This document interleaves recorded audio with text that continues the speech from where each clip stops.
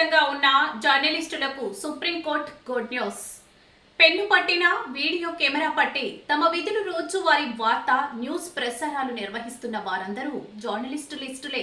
Supreme court ఇకపై కావాలనే కక్షతో రాజకీయ నాయకులు, అక్రమ సంపాదన దందాలు చేసేవారు, వివిధ ప్రభుత్వ శాఖలో అవినీతి అక్రమాలకు పాల్పడే వాళ్ల భాగోతాలపై నిజాలను నిర్భయంగా వార్త రాసిన, న్యూస్ ప్రసారాలు చేసిన జర్నలిస్టులపై అక్రమ కేసులు చెల్లనేరవు. Supreme court satellite channels, YouTube news channels, print media సంస్థల్లో పనిచేసే జర్నలిస్టులు, ఆయా సంఘాల్లో ప్రభుత్వం ఉన్నవారు అక్రమ కేసులు లేక నిజ నిరూపణ కేసులు అనేది ఆయా సంఘాల ద్వారా పరిష్కారం కొరకు 7 రోజుల్లో నిర్ణయం తీసుకునే హక్కులు జర్నలిస్టు సంఘాలకే ఉంటుందని, వాళ్ళను కాదని అక్రమ కేసులు పెట్టిన వాళ్లపై అట్టి పోలీసులపై వేట తప్పదు. సుప్రీంకోర్టు.